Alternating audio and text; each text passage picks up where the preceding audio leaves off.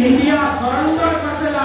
राहुल गांधी तमे देशद्रोही, तमे देशद्रोही।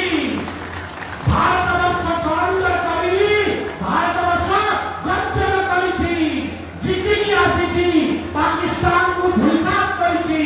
आ जेहेतु राहुल गांधी मु आज सिना ठोकी कहूछि, राहुल गांधी पाकिस्तान रु आ चाइना रु पैसा पाउछि आक परिवार।